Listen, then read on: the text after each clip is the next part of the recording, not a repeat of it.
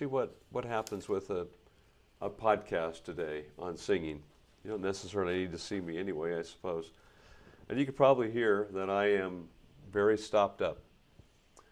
All right, so let me just address this idea of why we have to find our own voice when we sing.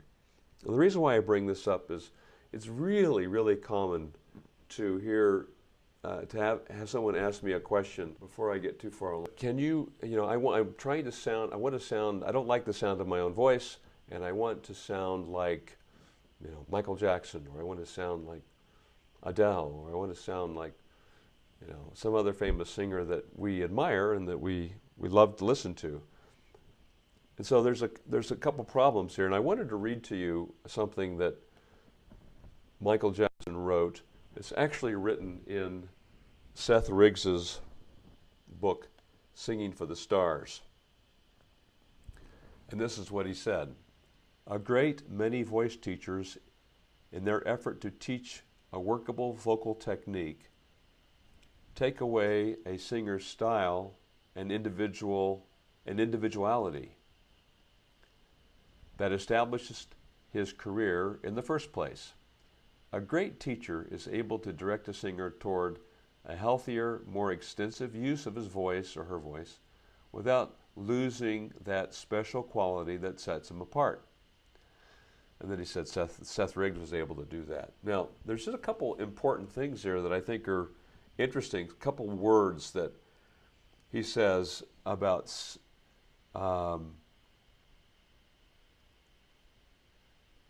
he said, a great teacher is able to direct a singer toward a more extensive use of his voice without losing that special quality that sets him apart. Apart from what? How does a special quality in your voice set you apart? And what sets you apart? I think he's saying it sets you apart from everyone else. So in other words, Michael, in this case, had no desire at all to sound or be like everybody else or anyone else. He wanted to maintain his own unique sound, his own sound. And in order to have, in order to maintain that, he didn't want to go to a teacher that was going to change his sound. Well, I realize that we're talking a little bit there about another subject, and that is,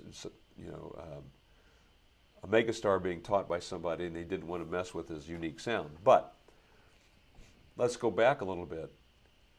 If you're a singer that's just starting out, what should be your desire? What should be your goal? Your goal is to find your own unique sound, your own unique voice. Why is that? Well, why would we want to have, well, there's 2 points here. First of all, what is your special quality? What is it in your voice that's going to set you apart? Do you know? I'm guessing that none of us really know. None of us really know what that is. And how will we ever find out until we have a teacher who can help us discover it, who can help us learn it, who can help us find our own unique voice? Now here's another problem. If you go to a teacher and you say, I want to sound like Adele, or I want to sound like, I don't know, Garfunkel or whatever. I want to sound like Paul McCartney. And so the teacher starts to tell you certain things that you can manipulate in your voice that's going to cause you to exert some direct control over your voice. And so you might start to do funny things with your soft palate, or you might do something strange with the shape of your mouth, or whatever it is, you're going to introduce some unwanted tension there in order to try and find the sound. And so you're chasing a sound. What you really want to do is you want to find your absolute self.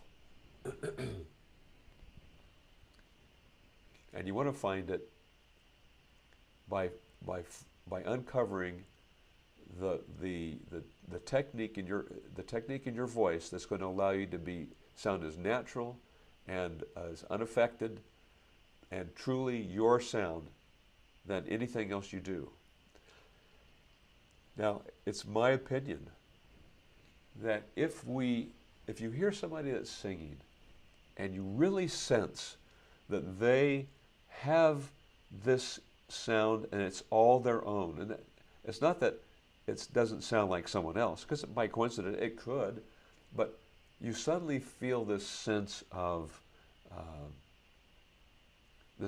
genuineness, the sense of authenticity, and you begin to also sense their vulnerability. But you just get the feeling this is them, this is their real voice, and immediately we connect on an emotional level with that. But take the opposite side of that. Let's suppose that you're singing, or you're listening to a singer who you can tell in some way that they're interjecting some kind of falseness about their voice. They're trying to sound like someone else, or they're trying to have a different tonal quality than is their own. Now, unless you're watching a show, like if you're watching a musical theater with an unusual character, like Adelaide in Guys and Dolls, for example, or if any of you have seen Singing in the Rain, you can remember Lita Lamont, when she has this really crazy voice. If you've ever seen the actress, and I can't remember her name, but she has a wonderful voice and very normal speaking voice. And so, but we allow that. We allow the characters. But when you're listening to a singer, you're not looking for a character. In, let's say, a concert, you want them. You want the real person. And it's my position that my job as a teacher is to help you find your very best personal self. And the reason is because on that basis, you're really going to connect with people, and you're really going to begin to have this sense of authenticity that's going to draw people to you, draw true fans that want to hear your voice, not you trying to sound like someone else, or even doing a good job of sounding like somebody else. We already have a Michael. We already have a Beyonce. We already have an Adele. We already have a Paul or a John. We already have these other famous singers. We want you. We want your voice, and that's what we ought to be going for, because then you become an authentic artist. There's the real you, and that's what we want. Okay, that's a little bit of a soapbox, but there's also something great about that, and that is, as you're learning that, as you're finding that, you're also eliminating the added tension that directly trying to create a sound will inevitably cause. So some people don't like to hear that. Some people want to create some other kind of sound because they don't believe that their voice is good enough, because maybe someone's criticized them or something. You know what? There's going to be somebody out there. There's going to be plenty of people who are going to love your unique sound. So that's why you want to pursue that. And then you can enlarge on it and just get more and more yourself, better and better with who you are and what you are. Okay. So if anyone has stayed on, thank you. Thank you for doing that. I don't understand what happened today. Hopefully I can fix it next time. But I'm happy to field your questions. And thank you for helping me try and solve my problem, Jordan. I don't know what happened, but thank you for the suggestions. And okay. Thank you for the suggestion on just talking and you listen. Oscar, how are you today? Thanks for joining me. I have one question. I have a voice range from G to to F6. That's pretty dang high. 1, 2, almost 3 octaves. I feel most comfortable in alto range. What voice type should I be considered as? Well, I don't talk about voice classifications as much as I do vocal type. So vocal type in my realm is, are you pulled chest, high larynx? Are you flip falsetto? Are you light chest, no chest? Or are you mix? Those are the 4 vocal types I deal with. But if you want to know whether you're a soprano, alto, tenor, or bass, Oscar, with that kind of a range, down to the G2, my guess is that you're some kind of a baritone with some really high, with a real, some tenor notes, or you're a tenor. And because you've got some depth in your voice, you might be more than just a tenor. You might be like a Helgen tenor, which is a tenor with some low notes. Thanks. But let's also remember that the range of your voice doesn't necessarily indicate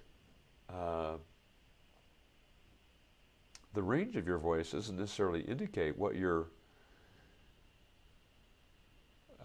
vocal classification could be, because that also includes the tonal quality, the timbre of your voice, the tessitura, which is where do you speak? Where is your speaking voice?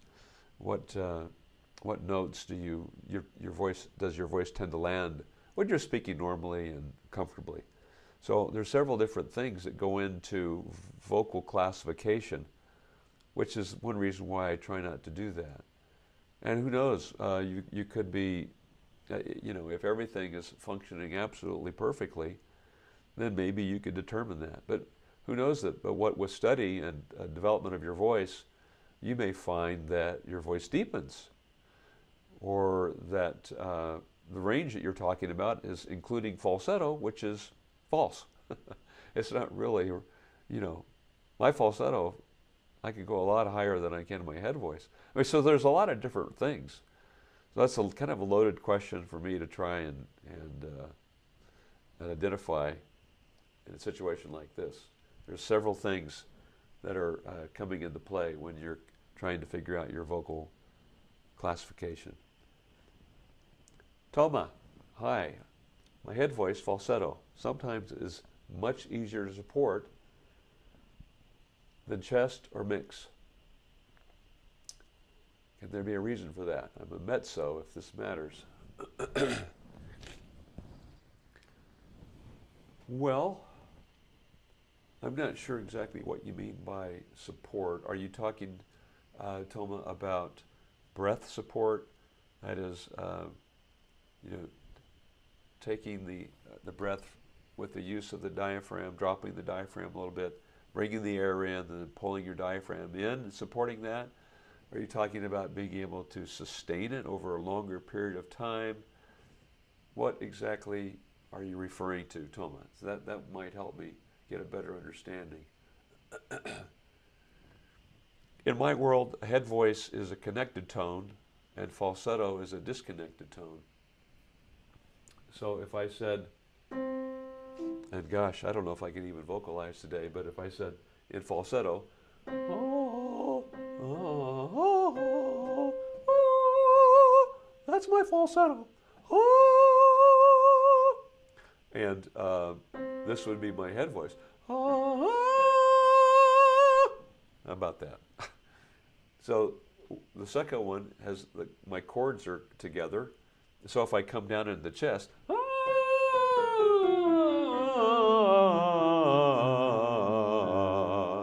it blends. But if I'm in falsetto,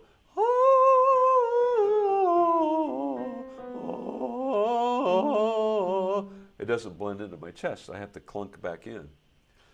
So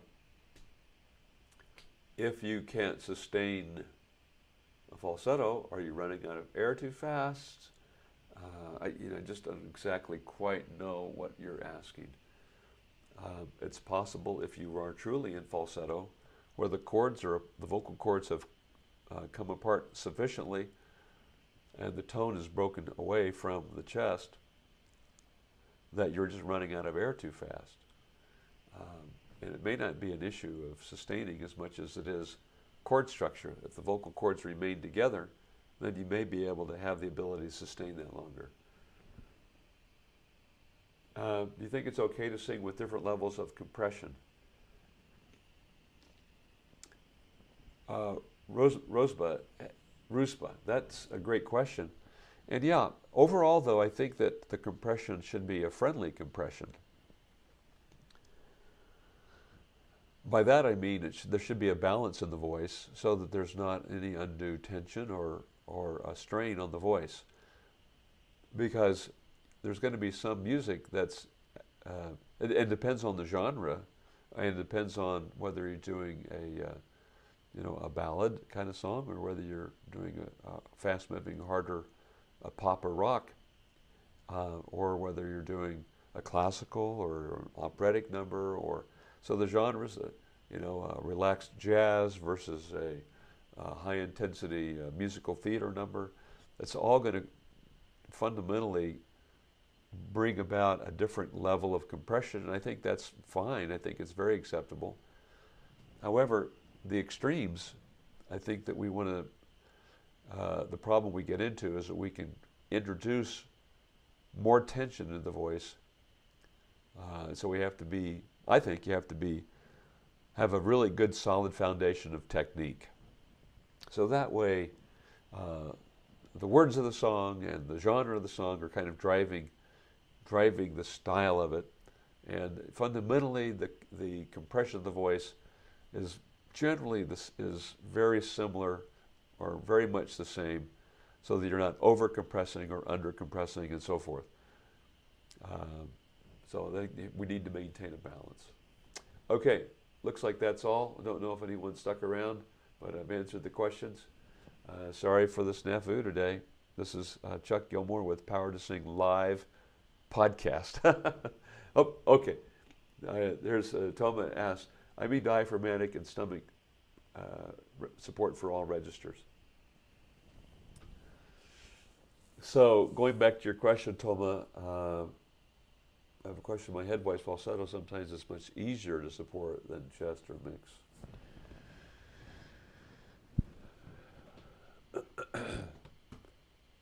Huh. Can there be a reason for that?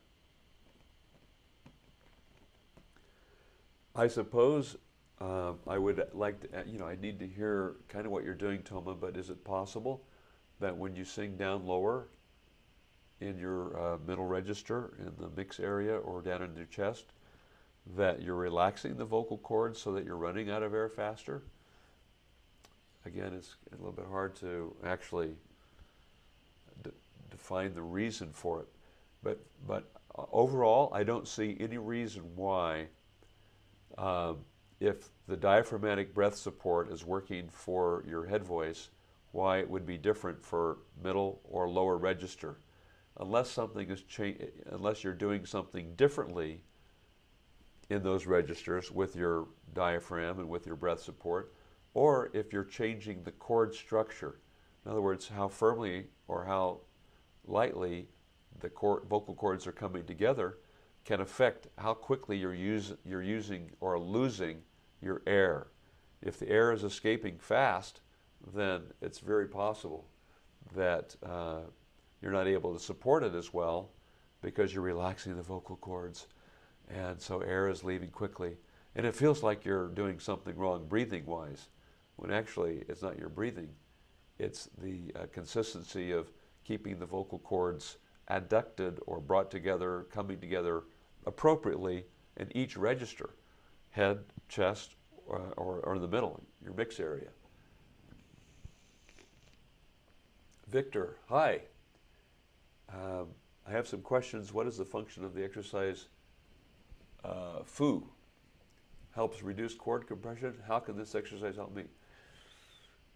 I'm not sure what, the F restricts the air. So the consonant F doesn't allow air to move freely, and the oo is very narrow. So I don't really use foo myself that much. If I said foo, I'm really just singing on the F. But if I say foo, if I sing, or on the oo rather, if I sing foo, foo, foo, foo, foo, foo, foo, foo, foo, foo, it might be able to stop me from using so much air, but allow me to get into my head voice with that oo sound. I don't think it really does. It could maybe reduce some chord compression because it's preventing me from using as much air, and so I don't have the compression of the chords because the chords don't have to hold the air back. So yeah, I think a foo could probably reduce the air compression and also help you get into your head voice. I don't use it, but I think that's possible. Mike says, "Hi, how do you improve the tone? How do I improve the tone of my head voice?"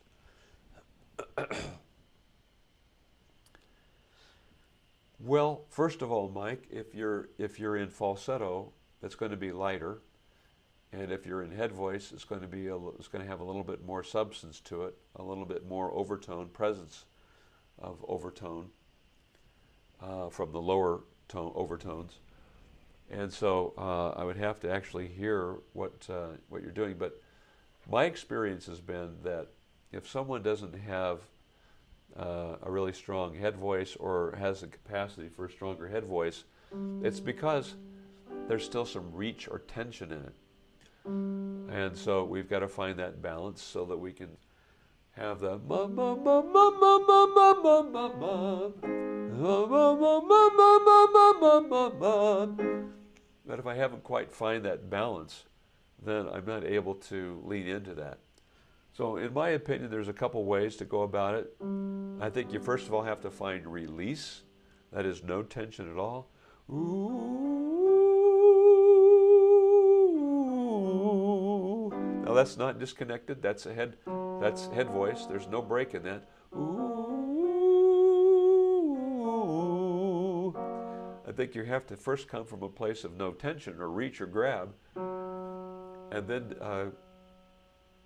you're in a situation where you can really find some power in it. Ooh, ma, ma, ma, ma, ma, ma, ma. Ooh, ma, ma, ma, ma, ma, ma, ma. I apologize for the sound and condition of my voice today, because I'm not able to breathe through my nose at this point. I meant both falsetto and head voice. Yeah, Toma, at this point it's really tough to know. It sounds like a chord structure issue, that maybe there's a difference in how you're doing falsetto and head voice versus chest and mix. Otherwise I'd have to watch you and look and see what you're doing with your breathing.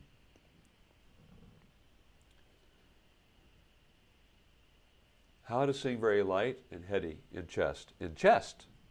Light and heady in chest. I can sing light in chest. I don't, and I just do that by relaxing, by singing softly. So I don't sing with volume. If I said,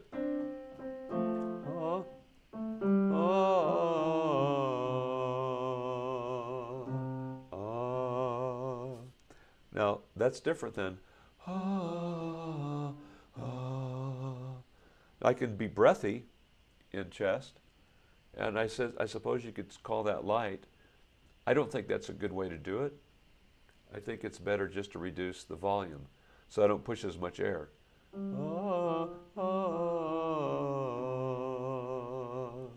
I just do it softer, but the vocal cords are still coming together as they were before.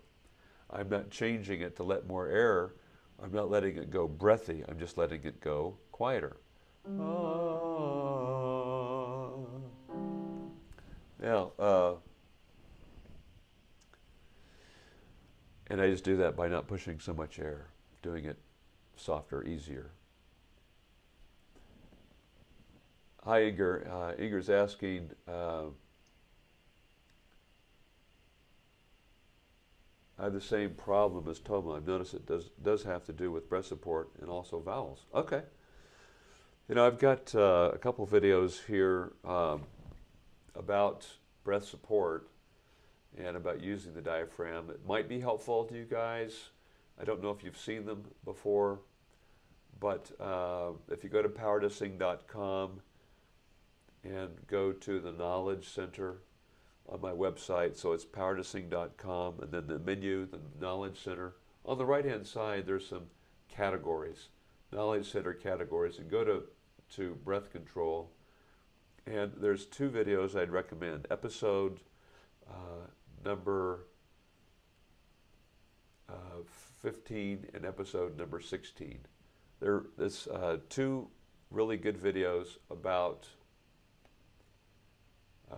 using the diaphragm for breathing. And that might be a good starting point. Maybe there's some tips there that will help you, okay?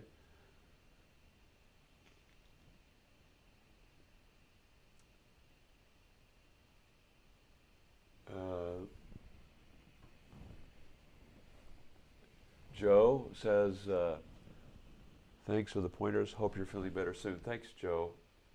You know, it's really a hassle, isn't it, when you're sick, especially when you're supposed to be teaching singing. Hi, Sama. I'm not sure, Sama, how I'm pronouncing your first name, but Sameh. We've corresponded a few times. And yeah, you could do exercises more than 2 times a day.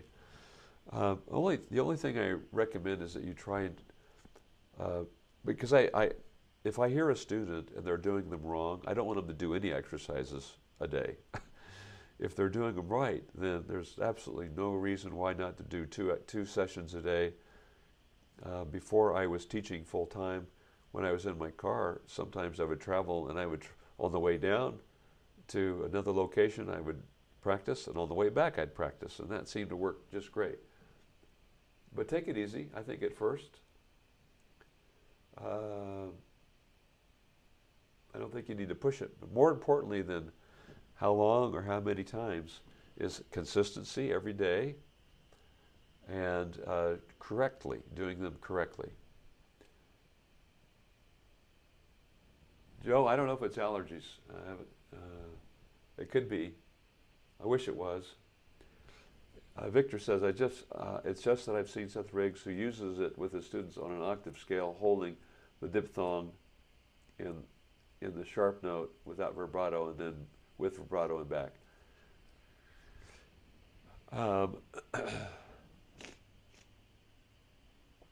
Octave scale, holding the diphthong without vibrato, and then with vibrato and back. Yeah, so it very possibly could be used for someone who is pushing too much air that he wants to get into his head voice. Hi, Toma. Actually, this happens after I do exercises. The mom's a geese. But after I warm up, starting in my light head and easy, my voice is connected, well controlled and supported in all registers. Probably going to have to listen, Toma, to what you're doing and see if those videos will be of any help. Well, everybody, I've got a student coming in at the top of the hour here. So I'm going to have to, thanks, Sam. I didn't know for sure. Aaron, let me see if I can get this. What do you think about nasal? Yeah, like my nasal sound today. My biggest question on singing, that's my biggest question. My own teacher tells me not to use nasal airflow. So Aaron, my feeling is that in terms of our best sound, that the airflow the air and the tone can pass by the nose, but it shouldn't be like put into the nose. So like right now, I'm speaking as much as I can, allowing the air to, I can't really put it in my nose, but I could do it. I actually could put it in my nose. And so I don't want to put the sound into my nose because I think it creates some distortion. And so I think your ideal situation is to allow the air to pass by the nose, but not necessarily jam it into the nose. Thanks very much. This is Chuck Gilmore with Power to Sing Live. Please subscribe to the channel if you haven't. I'm going to be releasing a video.